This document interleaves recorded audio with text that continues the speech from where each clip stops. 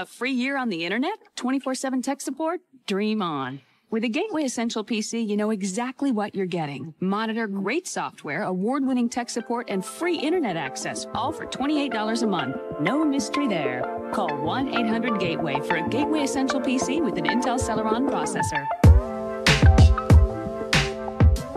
Et salut tout le monde, aujourd'hui on se retrouve pour un épisode de Parlons Hardware dans l'esprit des premiers Parlons Hardware que j'ai pu faire. C'est-à-dire que j'ai envie de réagir à un sujet d'actualité. Donc je vais vous présenter dans un premier temps les news qui m'ont donné envie de réagir, tout en donnant ma conclusion à la fin, et le but ça va être simplement d'en débattre tous ensemble en commentaire. Le sujet du jour sera lié aux dernières annonces officielles d'Xbox concernant la volonté affichée de créer une console qui sera beaucoup plus proche du PC que ce que l'on a pu connaître par le passé. Je trouve que c'est un sujet qui est super intéressant. En plus de ça, j'ai l'impression d'avoir un angle d'approche qui n'a pas particulièrement été évoqué sur le sujet, en comparant notamment à ce qui a déjà été fait par le passé sur une autre tentative de créer ce genre de machine hybride entre console et PC, et c'était une solution qui nous était proposée par Valve. Mais de tout ça, on va en parler juste après la sponsor. Je vous présente le sponsor de cette vidéo, il s'agit de Godil24. Vous venez d'acquérir un magnifique PC,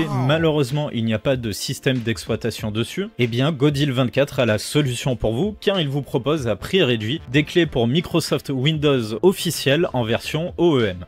En plus de ça, à l'aide du code promo ALD50, vous aurez droit à une réduction de 50% sur Windows 11 Pro, ce qui vous permet de l'avoir à partir de 13,55 €. Si c'est plutôt le pack Office qui vous intéresse, avec le code ALD62, vous aurez droit à 62% de réduction, ce qui vous permettra d'en profiter à partir de 18,29 €. Et si vous avez besoin des deux, il existe des bundles sur lesquels vous pourrez toujours profiter de 62% de réduction avec le code ALD62, ce qui vous permet d'avoir Windows 11 plus le pack Office à partir de 36,24 €. Donc avec la fin du support de Windows 10, c'est peut-être la bonne occasion pour passer sur le 11. Pour profiter des réductions, c'est très simple. Une fois que vous avez choisi ce que vous voulez acheter, allez dans le panier et rentrez le code dans l'espace prévu à cet effet. Vous passez ensuite au paiement, que ce soit par carte bleue ou encore les paiements sécurisés par PayPal. Une fois le paiement effectué, 5 à 8 minutes plus tard, vous recevrez votre clé CD directement dans votre boîte mail. Si vous ne recevez pas le mail, n'oubliez pas de vérifier dans les spams, et dans l'éventualité où il y aurait réellement un problème, ne vous en faites pas, car Godil24 possède un service après-vente 24 heures sur 24, 7 jours sur 7, et s'engage à vous rembourser en cas de problème.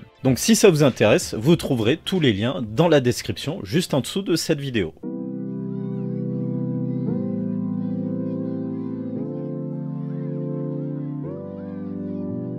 Vous l'aurez compris, on va encore parler de console. Je suis vraiment désolé, j'avais vraiment pas prévu de parler sur deux vidéos d'affilée de console, mais on peut se rassurer un petit peu dans le sens où on va parler d'un truc qui est un peu hybride. Donc on va parler de Xbox, je me répète, mais tout simplement parce que les dernières news qui ont été faites montrent une vraie volonté affichée de se rapprocher de l'univers PC, et surtout il y a la toute dernière née de Xbox qui est plutôt une collaboration entre Asus ROG et Xbox, qui va clairement dans ce sens et qui nous donne notamment quelques pistes sur ce que pourrait être l'avenir des consoles Xbox. Et ça, c'est pas moi qui le dis, c'est directement dans les news sur lesquelles je m'appuie. Il s'agit de la présidente de Xbox, à savoir Sarah Bond.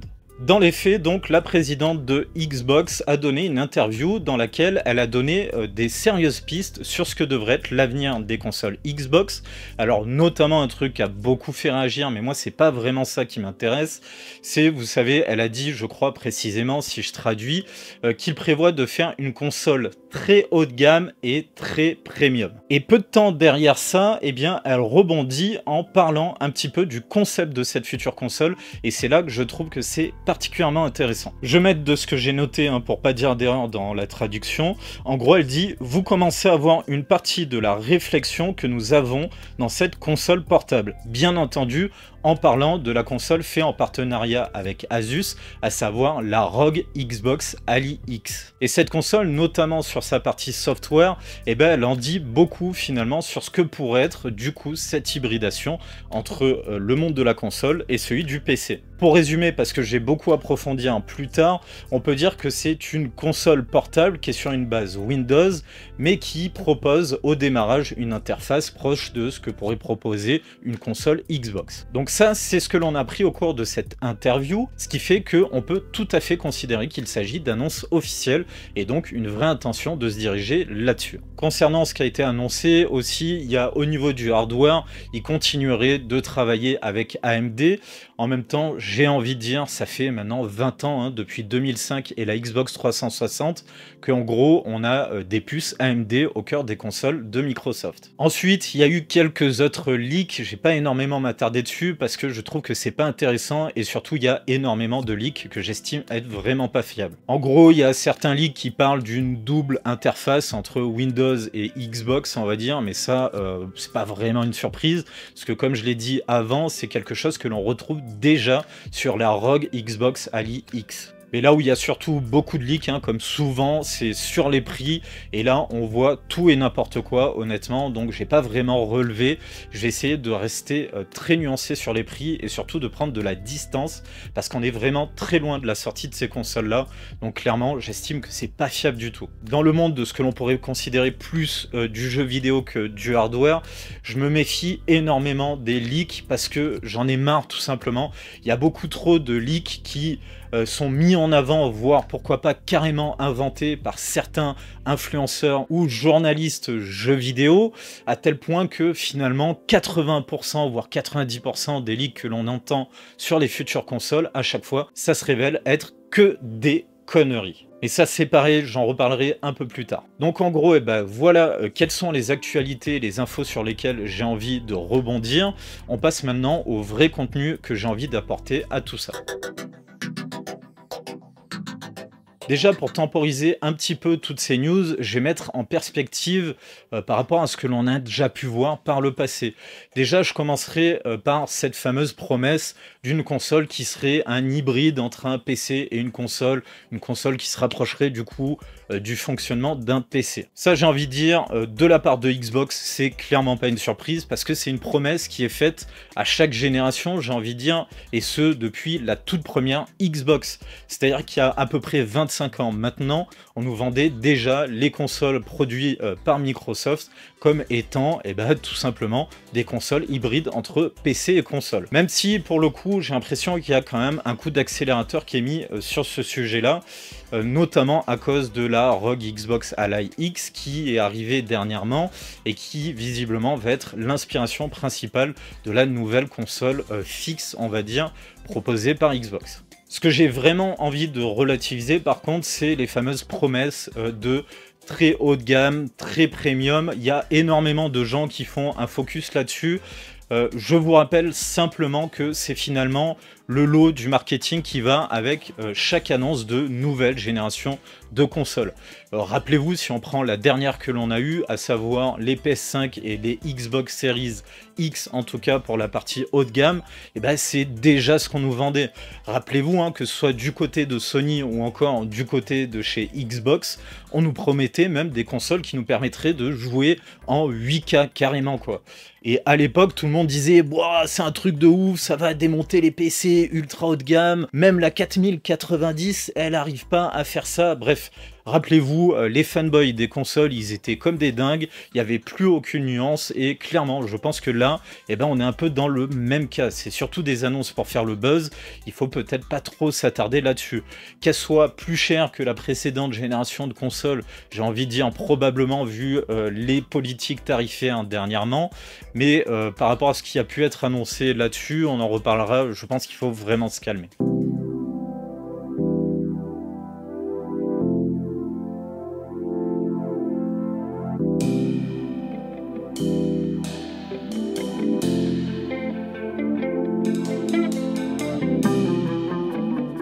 Maintenant, on va faire un focus concernant ce qui serait a priori les prémices de cette future console Xbox, ou du moins sur le concept que devrait proposer, je pense, la partie software pour cette future console qui serait sous nom de code Xbox Magnus. Donc vous m'en voudrez pas, je tiens mon script à la main, j'ai pas forcément regardé la caméra parce qu'il y a beaucoup de choses à dire et des choses relativement précises. Donc pour ceux qui ont suivi l'actualité, vous le savez, mais je le précise quand même, cette nouvelle console Xbox qui est sortie il y a très peu de temps au moment moment où je tourne ces images, c'est finalement une concurrente aux consoles style Steam Deck ou encore la Lenovo Legion, et même directement de la ROG Ally, étant donné que Xbox a appelé un petit peu à l'aide à Asus pour pouvoir produire cette console au niveau hardware. Et cette Xbox, même si elle partage grandement le nom de la ROG Ally X, donc il y a juste le Xbox qui disparaît du côté de chez Asus, et ben même si on pourrait croire que c'est un simple clone de cette console là, il y a quand même des différences, notamment déjà au niveau de la puce que l'on retrouve. Il s'agit d'un APU AMD Z2 Extreme,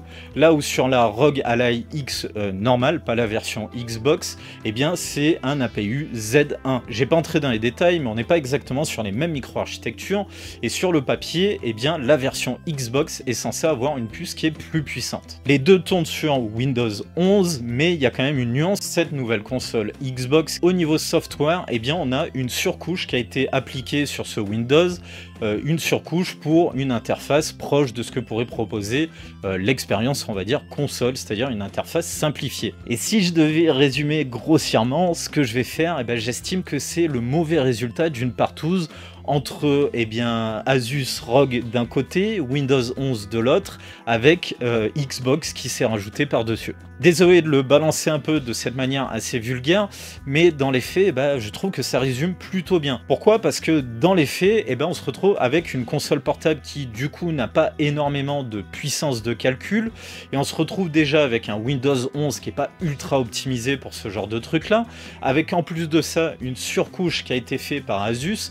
C'est, on va dire, une genre de version de Asus Armory que l'on retrouve pour gérer tout un tas de choses, notamment la consommation de cette console portable, et on rajoute par-dessus une surcouche console type Xbox. Ce qui donne du coup une partie software que j'estime vraiment pas très optimisée pour une utilisation jeu vidéo, parce que il me paraît évident que tout ça va bouffer de la ressource. Au niveau de l'ergonomie, là aussi ça a vraiment l'air discutable, parce que du coup vous avez la machine qui va booter. Vous voyez un Windows qui démarre, mais au final, une fois qu'il a démarré, vous vous retrouvez avec une interface qui s'affiche, proche de ce que l'on pourrait retrouver sur une console finalement. Pourquoi pas, sauf que derrière ça reste toujours un Windows qui tourne, un Windows 11, ce qui fait que finalement c'est un peu juste du maquillage de Windows, et quand vous avez des problèmes, vous retrouvez directement les petits messages d'erreur venant de Windows 11. Bref, en gros, vous l'aurez compris, ça vient vraiment avec les problèmes de Windows 11, chose que l'on ne retrouve pas sur un système d'exploitation qui est vraiment optimisé pour une utilisation console. Et visiblement, ça a un vrai impact sur les performances, parce que cette console portable version Xbox, elle est sortie depuis peu de temps maintenant, mais on a déjà des comparatifs de performance entre cette version Xbox de la ROG Ally et la version de base de la ROG Ally X, donc avec son APU Z1. Et pour sourcer ce que je vais annoncer par la suite, je vous invite à aller voir déjà la vidéo francophone de Otaksu, et une autre source sur laquelle je me base, celle de ETA Prime. Donc normalement, sans conteste, c'est la version avec l'APU Z2 qui devrait être plus performant. Cette version Z2, c'est ce que l'on retrouve sur la version Xbox de la ROG Ally. Et après, on a la version Z1 qui est légèrement plus ancienne, que l'on retrouve du coup sur la ROG Ally X normale, pas la version Xbox. Vraiment, ça va être très pénible au niveau des noms tellement ils sont proches. Mais bref, en gros, ce que ces tests ont révélé, du côté de Otaksu, on a eu carrément de moins bonnes performances sur la ROG Ally version Xbox que la ROG Ally classique avec le Z1 Extreme. Or, ça devrait être totalement l'inverse. C'est qu'il y a une mauvaise gestion au niveau des fréquences. Et ça, ça révèle vraiment qu'il y a un problème software. Alors, ça peut être ou l'optimisation, comme je le pointe du doigt depuis tout à l'heure, mais aussi les pilotes. Et ça peut très bien être les deux problèmes à la fois. Du côté de ETA Prime, il y a quand même un bonus de performance en faveur de la version Xbox, mais qui est vraiment pas énorme. C'est-à-dire sur des jeux où il a peut-être 60 FPS, ça joue à peut-être 5 FPS de différence. Bref, il n'y a pas énormément d'écart, alors qu'on devrait en avoir quand même plus sur le papier en tout cas. Et il y a d'autres problèmes qu'on pourrait dire à la fois ergonomiques et aussi de performance qui sont visiblement connus de la part de Xbox. C'est-à-dire que si je prends quelqu'un qui démarre sa console, il va démarrer et se retrouver directement sur l'interface, on va dire, console Xbox, et qu'il a besoin de faire un réglage sur la partie Windows, qu'il est obligé de basculer sur un affichage type Windows classique avec la barre des tâches, etc., pour faire, je sais pas, des réglages ou autre, bref, il a besoin d'y aller. Et une fois qu'il a terminé et qu'il veut retourner sur l'interface Xbox, il y a a priori directement un message qui apparaît disant qu'il faut mieux redémarrer pour retourner proprement sur l'interface Xbox parce que ça causerait des problèmes de performance. Sans déconner. Bref, voilà, c'est un détail, il y a sûrement plein d'autres choses à dire, mais je vais pas m'éterniser là-dessus. C'est juste pour vous montrer que ce truc de mettre des surcouches sur des surcouches sur des surcouches, et ben finalement ça apporte des problèmes. Bref, voilà, tout ça pour dire que ces surcouches, finalement, ça n'a pas grand intérêt en l'état. Il ferait mieux de partir sur un simple Windows 11, comme c'est fait finalement sur les autres consoles de ce type. Donc à chaud, mon premier avis sur cette console, sur uniquement la partie software, parce que finalement, c'est ça qui nous intéresse, vu que la prochaine machine ne sera pas sous un format portable, eh bien c'est que si vraiment c'est là-dessus qu'ils veulent s'appuyer pour la suite, c'est vraiment inquiétant, et pour moi, il risque d'aller droit dans le mur. Car on va pas se mentir, les amateurs de consoles, donc ceux qui seraient plus attirés par une Xbox pour le coup, ce qui les intéresse vraiment, c'est la simplicité. C'est-à-dire la fameuse phrase, je branche, j'allume et je joue. Or clairement, avec ce concept-là, j'ai pas du tout l'impression que ce soit le cas. Il y a un vrai système d'exploitation Windows derrière, et ça apporte donc des problèmes. Parce que quand j'échange avec des gens qui sont plutôt typés joueurs console, c'est clairement ça qu'ils recherchent. Ils n'ont pas envie de s'embêter avec un système d'exploitation un peu compliqué qui apporte régulièrement des problèmes, où il faudra sûrement d'une certaine manière mettre à jour des pilotes, des choses comme ça, voire des logiciels, des trucs comme ça, les mises à jour Windows, etc. Vous aurez compris, c'est pas vraiment l'expérience console que recherchent justement les amateurs de console. Donc finalement, sur la partie software de cette Xbox ROG Ally X, j'ai l'impression qu'on réunit plutôt les mauvais côtés des deux mondes. Et c'est vraiment pas positif. Mais bon, ça on va en reparler, je vais approfondir beaucoup plus un peu plus tard.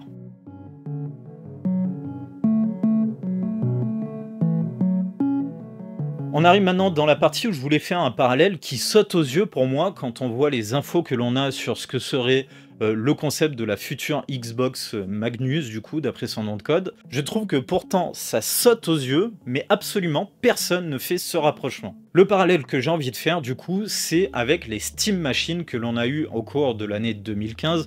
C'était appelé ou les Steam Machines ou les Steam Box, mais ça parle exactement de la même chose. Et je vais faire une piqûre de rappel, vu que personne n'en parle, je suppose que tout le monde a oublié. Donc il s'agissait d'un concept d'hybride entre console et PC proposé par Valve, donc les propriétaires de Steam, c'est pour ça que ça s'appelait des Steam Machines. En gros, il s'agissait de consoles qui étaient basées sur des composants PC. Il y avait des versions prémontées fabriquées par des fabricants tiers. Par exemple, il y a eu Alienware qu'on a fait, je crois qu'on a même eu des Asus et peut-être des MSI, bref à confirmer, mais vous avez compris le principe. Et ça, c'est finalement quelque chose que l'on retrouve aussi sur la version Xbox de la ROG Ally X, c'est-à-dire que la console, elle n'est pas directement fabriquée par Xbox ou Microsoft, mais ils ont fait appel à Asus pour pouvoir fabriquer ces consoles. Au niveau du système d'exploitation, même si on n'était pas sur Windows, il y a quand même un parallèle à faire. Donc sur les Steam Machines, on avait un système d'exploitation qui était basé sur Linux. Tout comme la version Windows 11 sur la Xbox ROG Ally X, on démarre sur une version d'interface dédiée à une console de jeux vidéo, donc la version Xbox on va dire, et avec en fond un Windows qui tourne. Et là cette fois-ci c'est du coup un Linux qui tourne en fond, avec d'abord en présentation une interface que vous pouvez d'ailleurs retrouver sur Steam sur vos PC, c'est la fameuse interface Big Pictures. Sur les Steam Machines, on démarrait directement sur cette interface-là, ce qui permettait de naviguer plus facilement et d'utiliser directement une manette au démarrage de la machine. En revanche, un truc qui a l'air de différer a priori, c'est que les Steam Machines ou Steam Box, on pouvait se les fabriquer directement soi-même en fait, et d'ailleurs moi-même j'avais tenté l'expérience à l'époque. C'est-à-dire que rien ne vous empêche de prendre vos composants PC que vous achetez, de vous monter ce qui pourrait être un PC, sauf que vous y installez au final le Steam OS dessus. Donc comme je vous l'avais dit, j'avais tenté l'expérience à l'époque et j'ai vite déchanté et très vite désinstallé le Steam OS pour remettre Windows, mais il va falloir que je développe un peu plus. Un des premiers problèmes, qui n'est pas vraiment lié au système d'exploitation, mais c'est que sur ce concept-là, déjà, les composants PC, je les avais achetés au prix grand public, donc sûrement plus cher que ce que l'achèterait un industriel en achetant en très grande quantité. Là où c'était un vrai problème, c'est justement le système d'exploitation SteamOS. C'est que ça fonctionne sous Linux, donc sans prise en charge native, je précise bien, de DirectX, ce qui fait que sans faire des bidouillages software, et ben finalement on ne pouvait pas profiter de tous les jeux qui fonctionnent sur DirectX. Et c'était notamment à l'époque la majorité des jeux. Il n'y avait que des jeux sur des API différentes et compatibles Linux qui pouvaient fonctionner. Donc c'est un peu chiant de se monter un PC au prix fort pour ne pas pouvoir jouer à tous les jeux PC.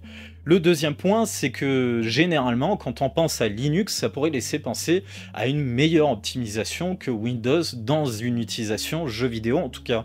Sauf que en pratique, c'était pas vraiment le cas. Ce qui fait que j'en arrivais à une conclusion simple, et une conclusion que je pense l'immense majorité de ceux qui ont tenté l'expérience Steam Machine ont fait. Cette réflexion, c'est finalement, est-ce que je serais pas mieux à utiliser Windows ? Parce qu'on aura beau dire ce qu'on veut, pour du jeu vidéo, Windows, ça reste quand même vraiment très bien. Et même pour les autres utilisations, au niveau de l'ergonomie, je préfère Windows. Parce que j'y suis habitué tout simplement. Et je pense qu'on a été beaucoup dans ce cas-là, voire l'immense majorité. Donc au final, ce SteamOS, il avait aucun intérêt. Il avait tellement aucun intérêt que finalement, les fabricants qui s'étaient lancés dans l'aventure de produire des machines dédiées à être des Steam Machines ont, au bout d'un an, arrêté tout simplement de produire ces machines-là. Donc c'est très très court et ça montre l'ampleur de l'échec qu'a été les Steam Machines. Et plus progressivement, le système d'exploitation SteamOS tel qu'il était prévu pour ces PC-là a été littéralement abandonné au point que à l'époque, plus personne n'utilisait ce genre de truc. Jusqu'à revivre, on va dire, avec l'arrivée des Steam Deck, même si c'est une version un petit peu différente de celle que l'on pouvait installer directement sur nos PC, tel que celui que j'ai derrière.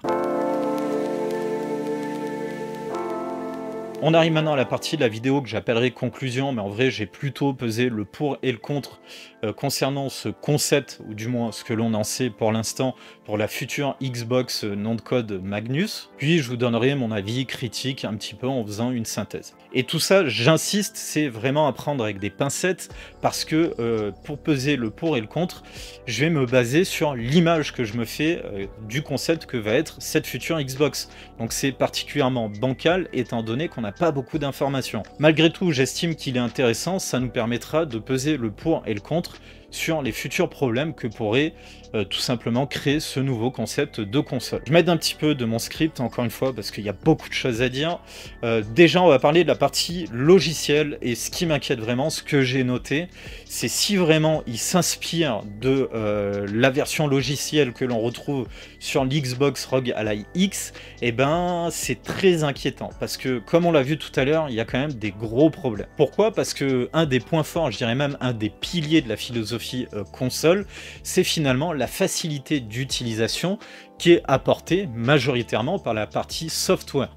Les systèmes d'exploitation des consoles, notamment chez Xbox, même si on est de base sur un noyau Windows, ça n'a plus grand chose à voir. C'est fait pour proposer une expérience qui est très simple d'utilisation, avec en plus de ça une très bonne optimisation, parce qu'on n'a pas toutes les lourdeurs que peut représenter Windows en version PC. Et ça, c'est tout simplement un des piliers qui fait la différence entre la philosophie qui va intéresser les utilisateurs PC et ceux qui vont plutôt s'orienter vers les consoles. Et très clairement, s'il se base sur la partie software que l'on voit à l'heure actuelle, clairement ce pilier il va totalement se faire détruire. Le deuxième souci, qui va être pas mal lié au premier, c'est tout simplement le prix de cette machine. Même si je vais pas me risquer à faire comme certains qui s'amusent à sortir des chiffres tout simplement en termes de prix sortis du chapeau, il y a quand même des choses à dire. Pour compenser le manque d'optimisation du système, il faudra très certainement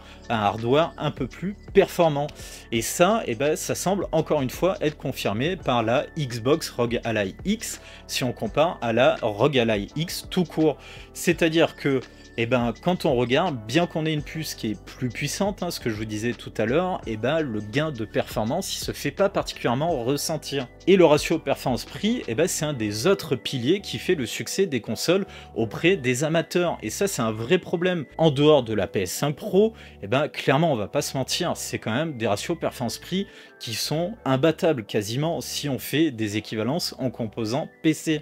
Et ça, je vous invite à aller voir toute ma série de vidéos sur le sujet pour appuyer ce que je suis en train de dire. Et en plus de ça, eh ben, la comparaison entre la Xbox Ally X et la ROG Ally X, donc la version normale, eh ben, c'est un petit peu ça. Donc ils arrivent un peu à maîtriser les prix, je sais pas comment ils se sont débrouillés, ils ont dû jouer sur les marges.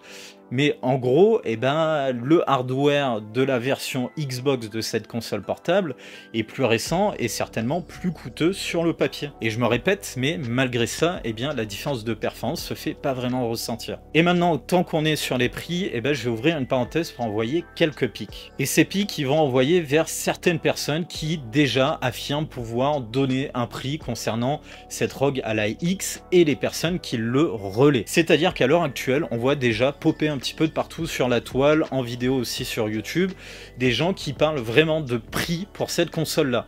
On est très loin de cette sortie et en plus de ça, ils se reposent sur des leaks venant de soi-disant insiders informés qui sauraient déjà absolument tout, donc ils le disent en plus sans vraiment nuancer, ils sont très sûrs d'eux et ils annoncent des prix. Un coup ça va être 800 €, un coup ça va être 1000 €, des fois même 1200 €, voire même des fois des gens qui balancent carrément, ça va être 2 fois le prix de la PS6, c'est-à-dire qu'ils disent 2 fois le prix d'une console sur laquelle ils ne connaissent pas non plus le prix et qu'il n'y a aucune annonce fiable sur ce sujet. Mais au calme, on balance quand même cette info-là. Et clairement, c'est du grand n'importe quoi, surtout qu'à l'heure actuelle, on va pas se mentir, il me paraît évident que même du côté de chez Xbox, eh ben, ils savent toujours pas à combien ils vont vendre ces consoles. Ils en ont, si ça se trouve, même aucune idée, ils ont même pas une fourchette en tête. Et les gens, eh ben, ils réagissent notamment à ce qui a été dit pendant cette fameuse interview où on parle, je traduis directement ce qu'avait dit la présidente de Xbox, de consoles très haut de gamme et très premium. Sauf que il me paraît évident en vrai que ça, c'est surtout des effets d'annonce. Ça, c'est surtout du marketing et de la communication pour faire le buzz, pour qu'on parle absolument de cette future console de Xbox. Et pourtant, j'ai pas de diplôme en communication, mais ça crève l'écran en fait. Je comprends même pas comment vous pouvez être suffisamment naïf pour vous concentrer là-dessus. Vraiment, il faut complètement nuancer, voire, comme je le fais, carrément l'éviter, parce que vraiment, c'est pas crédible. Il faut nuancer, voire même éviter de balancer des trucs comme ça. Ça en devient ridicule. Et c'est vraiment pénible parce qu'ils participent activement à propager ce genre de conneries. Et c'est très similaire finalement à un coup de gueule que j'ai déjà passé sur les gens qui essaient de trouver des équivalences en termes de composants PC tout en n'ayant aucune information réellement fiable, et ce très longtemps en la sortie des consoles. Avec à chaque fois la recherche de la surenchère au niveau du prix, des spécifications et tout ça, vous aurez compris.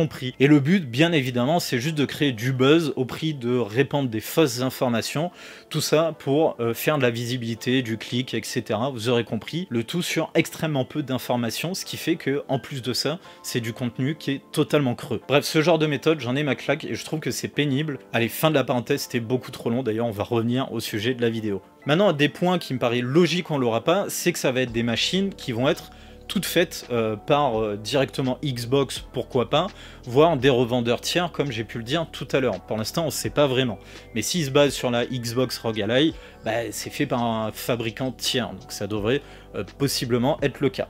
Mais bref, là où je veux en venir, c'est que du coup, ça sera des machines qui ne seront pas ni modulaires, ni évolutives. Et ça, eh ben, c'est les avantages historiques du côté des PC. Ce qui en fait que, justement, c'est des machines intéressantes pour les gens qui sont un peu plus pointus et qui ont envie de mettre un petit peu plus les mains dans le cambouis. Eh ben, c'est un vrai avantage parce que ça permet de créer la machine en fonction de l'expérience que l'on a envie d'avoir, que ce soit pour le jeu vidéo ou même pour travailler à côté, etc. Bref, vous aurez compris. Et dans le concept de quelque chose qui se rapprocherait d'une console, clairement, il me paraît évident que ça va pas être possible de le faire. Le premier point positif pour moi, je pense que c'est celui que tout le monde va voir en premier, c'est que ça va ouvrir la porte aux joueurs consoles, aux plateformes telles que Steam, GOG, Battle.net, Origin, etc. Bref, vous les connaissez. Et ça va donc permettre d'éviter le shop directement Xbox. Ça permet de profiter de prix qui sont déjà plus bas en général, et aussi des promotions qui sont très agressives sur ces plateformes.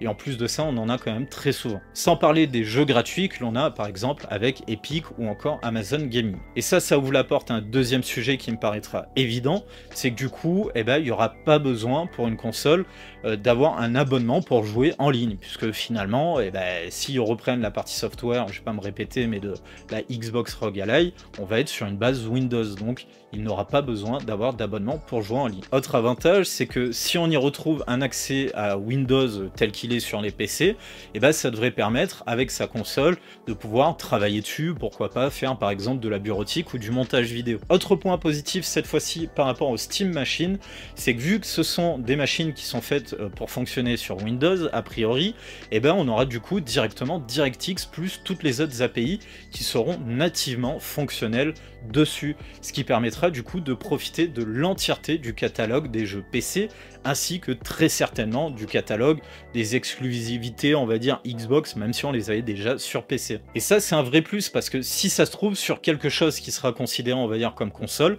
ça permettra de jouer à tout un tas de titres qui n'étaient pas présents, et surtout carrément des types de jeux qui peuvent exister, mais qui sont quand même très rares et pas particulièrement pratiques à jouer dessus. Je vais parler par exemple des jeux type RTS ou encore de certains MMORPG tels que World of Warcraft. Parce que si on a Windows qui est sur cette console, il me paraît évident qu'on devrait pouvoir y jouer. Et ça va de pair avec autre chose, c'est la compatibilité pour tous les périphériques. C'est-à-dire que vous pourrez à la fois jouer sur console, mais très certainement sur clavier souris, même si dans les faits c'est déjà possible sur certains jeux de jouer avec un clavier et souris sur console. Donc voilà le pour et le contre que j'ai pesé concernant cette hypothétique concept de console Xbox Magnus. On va passer à ma conclusion finale, on va dire, pour le mot de la fin, quoi. Je suis quand même très inquiet, parce que même si j'ai fait pas mal d'efforts pour essayer de trouver des vrais points positifs, il y en a qui sont vraiment intéressant, je pense qu'il y a quand même un gros problème sur le concept à la base de ce genre de choses, donc de console hybride PC. Car pour moi, ils vont droit dans le mur, exactement comme les Steam Machines. Pourquoi ? Parce que finalement, il est très compliqué de faire ce genre de machine-là sans être obligé de marier ce qui fait les pires défauts des deux concepts. Et notamment si c'est vendu au même prix, voire plus cher qu'un PC équivalent. Ce qui était là aussi un des principaux reproches qui avait été fait aux Steam Machines. Parce que si je résume finalement tous les défauts, on récupère justement les défauts des deux plateformes. C'est-à-dire qu'on récupère la complexité d'utilisation, on va dire, d'un PC, tout en mariant ça avec la non-modularisation et la non-évolutivité de la machine. Il sera probablement possible par exemple d'ajouter du stockage, mais je pense que ça ira pas plus loin. Parce que en gros les Steam Machines, elles ont échoué parce qu'elles demandaient les efforts nécessaires à l'utilisation d'un PC, mais sans apporter les avantages qui y sont liés. Donc si effectivement la prochaine machine qui va être proposée par Xbox ne serait qu'une Steam Machine 2.0 sauce Windows 11, le résultat devrait être le même. Les gens vont se faire exactement la même réflexion que pour les Steam Machines. Est-ce que finalement je ferais pas mieux de m'acheter directement un PC? Et finalement, est-ce que la vraie question, elle ne devrait pas se situer d'abord là? C'est-à-dire, est-ce qu'il est vraiment possible et judicieux de vouloir créer un produit qui est là pour contenter deux publics qui n'ont pas les mêmes attentes? Allez, on arrive à la fin de cette vidéo. Comme je disais en introduction, n'hésitez pas à me partager votre avis, vos impressions sur le sujet.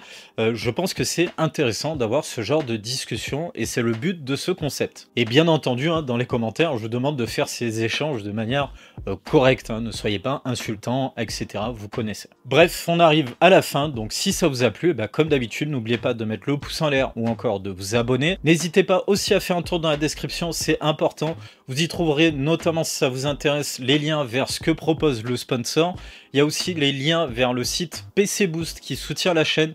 Il republie mes vidéos et si ce que je fais ça vous plaît, ce que vous trouverez sur ce site devrait vous plaire également. Il y aura aussi bien entendu le lien Linktree vers les réseaux sociaux, le Discord, la boîte mail, etc. Donc n'hésitez pas à aller voir, c'est important aussi. Bref, on arrive à la fin de cette vidéo, donc comme d'habitude, prenez soin de vous et on se retrouve dans la prochaine vidéo.